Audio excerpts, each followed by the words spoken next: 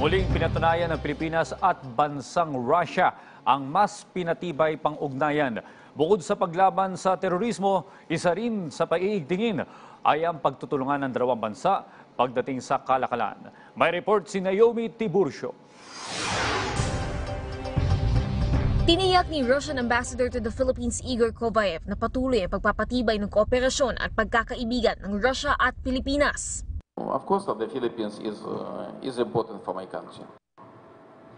In all respects, Filipinos and Russia can and should be close friends and reliable partners. They deserve it. Ayon kay Kovaev, umaasa itong mas lalago ang ugnayan ng dalawang bansa sa ilalim ng administrasyon ni Pangulong Rodrigo Duterte. Due to an independent foreign policy of His Excellency President Duterte, so now we have a unique opportunity to open up new horizons, to make our two nations closer to each other. Matapos ang holobombing, siniguro din ng Russia na magpapatuloy ito sa pagtulong sa bansa sa paglaban sa terorismo at inihayag na handa silang magbigay ng impormasyon mula sa Russian intelligence upang tuluyang masugpuan ang terorismo sa bansa. All of us need to combine our efforts. Terrorism doesn't recognize any boundary, any border.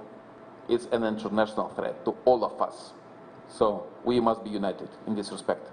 Maaalalang noong nagkaraang taon, inihiyag ng Department of National Defense ang plano ukol sa military cooperation activities ng dalawang bansa, kabilang ang port visits at training exchanges ng mga tropa ng Russia at Pilipinas. Inaasahan din aniya nito na patuloy na lalago ang trade volume ng Russia at Pilipinas, partikular ang kalakalan sa mga prutas. Samantala, hinikayat din ng opisyal ang mga Pilipino na subukang magtrabaho sa Russia, partikular sa industriya ng hotel at accommodation kung saan magagamit ang galing ng mga Pilipino sa pag-iingles.